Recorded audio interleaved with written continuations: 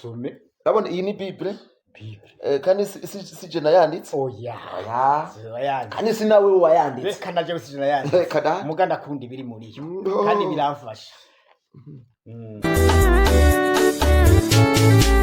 Ijambo rya Kristo ribe muri mwebwe, rigwiriye ribemo n'ubwenge kose, mwigishanye kandi mutibagiye guhanurana. Inshuti bakundwa, bwawe ndi kugendagenda, iyo umuntu yagenze abona byinshi, arabona ibyiza, arabona ibitangaza. Jewe n'ukuri hano aho nariko ndatembera twahwanye n'umuntu n'ukuri, umuntu atavyorosha, umuntu aririmba neza, aririmba indirimbo mpimbaza Imana, reka atwibwira akazina wenyine. Ahubwo nawe wari kubanza kuvuga izina ry'iwawe kugira ngo umuntu akumenye. Aya n'abandi bataza kukumenya izina, bakubona image muga ntibaza kukumenya iki izina. Kubatanzi rero jewe nitwa Deo Ndaruzaniye, bakaba bantazira Munyare. Ndazi ko ryo zina abantu bazi cyane. Hama rero nkaba nagiriwe ubuntu turahura n'umukozi w'Imana, ngira ngo je singo ndavuga umukozi w'Imana, igikoresho c'Imana. Imana ni mukoresha. N'umukozi w'Imana, igikoresho c'Imana mu kuririmba indirimbo mpimbaza Imana. Ego ari yikoze mu gahogo, nawe urumva yuko uruhutse mu mutima, urumva yuko unezerewe. Uyu rero mbega bakwita ngo iki? Ku bakunzi Deo batazira Munyari, ndabaramukije. Nanje nitwa Morodekayi. Munyare ubwa mbere na mbere, reka ryo sinirwa naritebako. Twariko dukina igikino kirimwo urumogi amarero. Ego ivyo no mbega byarafashije kuko abantu, hariho umuntu yambwiye ati jewe nari ntanguye kunywa urumogi, ati hanyuma ndavye ivyagushikiye muri kiya gikino, ati naciye ndarureka. Urumva ko ari inyigisho bakarinyita nawe ati ibyo bintu sinkenera ko muri nyita mugamava. Ndasanga Umunyare igikorwa ukora mu Burundi ni akarimbi. Rero Morodekayi nawe twumvise yuko ari izina riva muri Bibiliya. Twumvise Morodekayi wari we nibyo yakoze, yarakijije n'umwami umenga. Ego Ahasuwerusi bagomba kumugirira nabi. Mbere niyo havuye amwibuka akibuka n'ubwoko bwabo. Umviriza rero ndakwereye. Urabona je nipfuza yuko aba bantu barimo baradukurikirana ko bakwiye gutahura ibijanye n'akanwa cyangwa ururimi. Icyo kintu hanyuma rero urabona ko ntuzenya yakijije umwami. Ururimi rurakiza kandi rukica. Hamani uribuka amateka yiwe. Ego babandanye sindagushimira. Reka tubandanye rero Morodekayi. Hari n'ijambo wambwiye yuko dusangira. Icuri soma rero kugira ngo abariko baratwumviriza nabo, abariko baraturaba baryumvire. Urazi iryo jambo ni jambo ritekiye ubuntu budasanzwe. Sivyo bishobora kubakiza, sivyo? Soma. Eka soma. Ibisome. Urabona iyi ni Bible. Kandi si je nayanditse. Oya. Zirayanditse. Kandi si nawe wayanditse. Reka naje si je nayanditse. Reka da. Muganda kundi biri muri yo. Kandi biramfasha. Imigani 21 ku murongo wa 23. Imigani 21 ku murongo wa 23. Naba bavyumvise nibafate Bibiliya zabo baze gusoma. Yego. Okay. Havuga ngo urinda akanwa kiwe n'ururimi rwiwe, umutima wiwe aba awurinze amagorwa. Urinda akanwa kiwe akarinda n'ururimi rwiwe, umutima wiwe ngo aba awurinze amagorwa. Amagorwa kintu ko gikomeye, kintu kirakomeye. Ariko urumva ko ari gitangaza. Aha rero batubwiye yuko ururimi rushobora kuzana amagorwa, n'akanwa kakazana amagorwa. Ntibabeshe kuko nanje hari jambo ngenda kubwira. Morodekayi, ndagushimira kuba ugendana Bibiliya aho ugiye hose. Amen. Kuba wamana Bibiliya aho ugiye hose. Hari irindi jambo naryo uridusomere. Urumva ijambo riri mu cete ca Yakobo. Icete ca Yakobo 3 umurongo wa 6 wonyene. Icete ca Yakobo 3 umurongo wa 6. Urumva ko twumvise yuko umuntu arinze ururimi rwiwe akarinda akanwa kiwe, aba umutima we aba awurinze amagorwa. Byumvikana yuko ururimi rushobora gutera amagorwa. ururimi rushobora gutera ingorane biciye mu kanwa. Nukuvuga rero bitubwira yuko ururimi dukwiye kumenya ukuntu tworukoresha.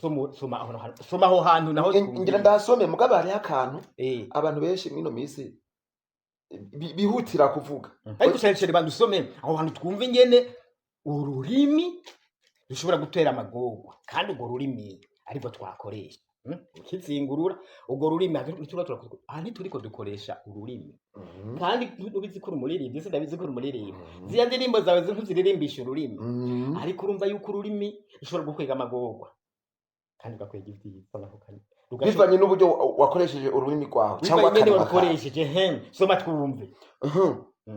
Avuga Yakobo 3 ku murongo wa 6 avuga ngo ururimi n'umuriro ni kibi. Ururimi runo n'umuriro ni kibi ngo ni kibi. Bavyumvise ndavyumva. Kingana n'isi. Urabona isi ni nini, ururimi nago niko rumeze. Urumva urumva akarimi urumva ni hatari nakantu gato nyamugabo gakwira isi yose. Reka mbandanye. Ururimi rwashizwe mu ngingo zacu muri twebwe uruhumanya umubiri wose unyene twambaye. Uyu na wowe wambaye munyari wewe hanyuma ngo urudomeka ukubaho kwacu kose nabwo ruba rwadometswe na giheno nabwo ruba rudometswe na gihenomo. Hayi umuntu ngo arinze ururimi rwe akarinda akanwa kiwe aba arinze umutima wiwe amagorwa. None ga yemwe umva amagorwa yobora kuza gute mwe tuterinze. None ko twumvise ngo rudomeka kudomeka nako gira ngo turabizi hari hakabiriti bakunze gukoresha twabura zikoresha muga muri minsi ntiba kikakoresha bakoreshwa umwambi ukagira gucya kakaka kamaze kwaka urumva ko gashobora kudomeka gashobora guturira umutumba wose, gashobora guturira intara yose.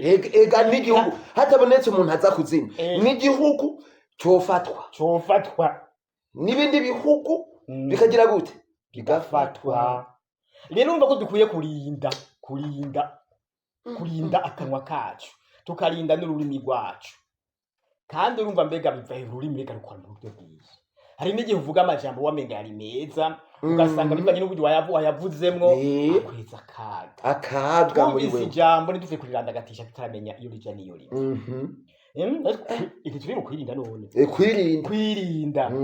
Kandi mbega nta wasomye ngo dutebe kuvuga. Erega aho naho hatwereka yuko igihe tukimara kubona ijambo tukabona ibintu byabaye nitwihute gusha tuvuga aho usanga twavuze bibi. Twitonde. Hari n'igihe umuntu akubwira ijambo banza kuyumvire ijambo igene rije hanyuma umenye ngene umwishura uza gusanga haje inyishu nziza itomoye, inyishu ifasha. Sibyo none yego rurimi rero urumva yuko rushobora kuba ikibi kandi cyari iciza. Erega burya aho nyene Yakobo yarabaganije ndahaza aho narahasomye ati mbega gayemwe none hari igiti gishobora kwama umuzabibu kikongera ikama ibindi bintu bitagira. Nibibaho ntibishoboka. Aravuga ati mbega aho mu mbizi hova mwamazi asosa nayarura. Ivyo birakuru Yakobo yakoma kutubwira ko dukwiye kuvuga amajambo ameze neza. Amajambo atomoye. Amajambo amotiva afasha hashita gufasha abandi bagenzi. Twitonde mu kuvuga rero. Sibyo none se Yakobo ko kutubwira. Mugabo rero abantu biki gihe mwana wa mama twebwe nyine mbega kugira kumubwira abantu twebwe nyine mwana jewe uza gusanga ko wiyibagira uti najewe Moridekayi najewe Munyari. Urazi rero abantu twebwe abantu turumva tukaca twihutira ubwo nyene kugira kuvuga kandi iyo tuvuze uza gusanga twavuze ibintu bitari byo bisambura byica. Rero mana yo mwijuru turengera dufashe mana twitonde mu kuvuga twitonde mu gukoresha ururimi rwacu base twumve cyane ariko tureke kwihutira kuvuga kwihutira kuvuga kwihutira kumva twihutire kumva ugadutere kuvuga uvuge mu bisanzwe wewe nyimba ugiye kuvuga iyumvira iri jambo mbwire uyu muntu mbega ryaza kumufasha cyangwa ryaza kutamufasha mbega ryaza kumusambura cyangwa ryaza kumwubaka. Hanyuma rero Moridekayi turaganira ibitari bike kandi urazi ko umuririmbyi erega raba akantu kamucisha mu karimbo karyoheye abantu nawe kakuryoheye ugire n'akantu gatoya ukaririmbe nukuri kantu gato cyane bakumve ko umuririmbyi Moridekayi we erega hari abatakuzi muco bahana bamwe ntibakuzi naho nyine bakunda kubona ku mbuga nkoranyambaga ku mbuga nkoranyambaga nje buranda kubona kari yaba akantu gatoya uririmba. Okay aka kantu ngenda kavuge kajya karyoshe byose ndakuryoshe kajya karyoshe gusumba kandi twari kumerega ntiwibagize ego uyu munyari uyu mubona uyu ari kumwe nanje kandi kugira ngo dutorane yaje mu gikorane gikomeye urazi ibintu byakoretse mu gikorane murazi ibintu byabaye murazi ibintu byakoretse munyari ubahwe cyane kajya kantu naririmbye kujya ndirimbo nasohoye ejo ni ndirimbo ivuga ngo umuntu muzima karirimbe tukaje kunona intuzi umuntu muzima nawe uvuga umuntu muzima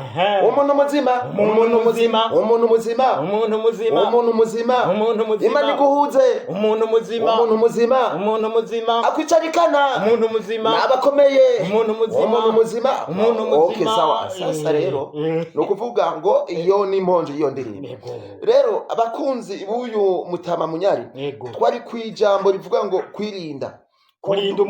kurinda umunwa kurinda akarimi kandi akarimi rero tukitonde tuzori tugasohora tuvuga umuntu muzima hashaka kuza umuntu agusambura wewe bye munyari we ntacyo maze munyari wewe uri umupfu wewe ntacyo wereyo ngaha kwisi ibaze umuntu ashobora kukubwira amajambo none aza kugusiga umeze gute mwo mwana Moridekayi tugaruke kuri ayo majambo nyine kuri majambo uzi ko ururimi rushobora gutera amagorwa urumva hari igihe tuvuga amajambo kandi umvise ko ari umuriro nawe iyo watse ushobora kwatsa intara yose ikaka kandi abantu bose nabo gushyamwo ukatsa umutumba nawe uza gushyamwo none urabona ubunyene tuma tuvugana hano hanze y'inzu urabona turi mu nzu itagase sivyo mugabo hanze hajya hanze hariho abantu barimo baravuga iki bintu nk'ibyo ngirira abantu mw'uyu mwanya barimo baravuga amagambo atubaka abandi sivyo arimo arasambura abandi arimo atuma abantu baja hasi arimo atuma abantu bapfa kubera we urabona ururimi rurategeka urabona mpamagaye okay sawa reka mpamagare umuryango wowe witwa gute Eric itaba sa ngwa hano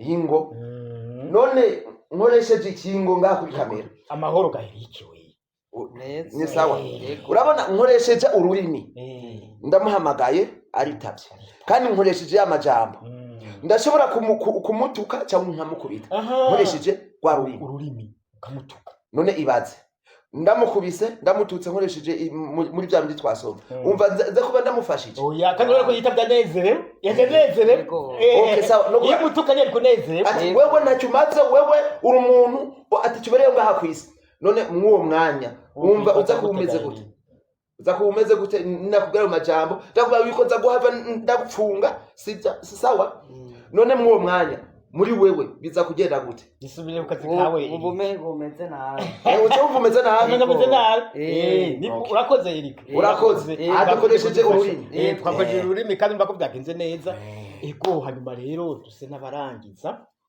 niba ko ikiganiro cyacu tukacabaye cyiza ndibaza ko nizere ko cyabaye cyiza ego twumvise ku rurimi ushobora gukwega ingorane ururimi rurashobora gukwega ingorane rurategeka rushobora konona twirinde rero ingene dukoresha ururimi turukoreshe neza tumenye yuko ari kuri hange n'umuriro iyo umuntu awufise ari ahantu urubona nka esasi hari ahantu bakubuza kuyishira barakubwira ati niwashira esasi harya abantu barashobora kumererwa nabi inzu zirashobora gusha hama bakaraba ukuntu bayibika neza kugira ngo ibintu bishobore kononekara kugira ngo abantu baba ariko baririnda none uko bazi uko ari ururimi. Natwe rero ururimi rero tururinde mu kurukoresha, turukoreshe neza, twirinde turukoresha ukutariko ngo nkave gononera abandi, kandi ndavyo natwe bitugarukako utwononere. Kononera abandi natwe ukatwononera.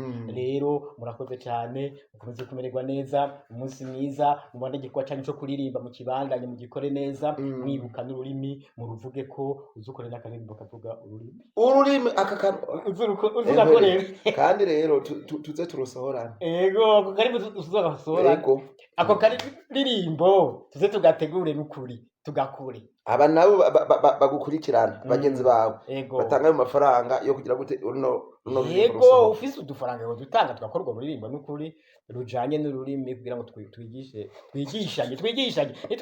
twigishanye abantu twumve ururimi ko rushobora kugira ikibi kandi rushobora no gukora n'iciza. Ahubwo ururimi turukoreshe mu gukora ibyiza gusa, hanyuma ibintu bikomeze kugenda neza. Murakoze rero mwebwe muri ko muraturaba mwongera mutwumviriza, turabasezeye. Bye bye. Turabasezeye, murakoze cyane. Nari kumwe na Munyari umugenzi wanje na jewe Morodekayi. Ego aka kantu muze mukarabe mwongere mukaduhere n'abandi benshi kugira ngo bakumve bumve ibyo ururimi rukora. Murakoze.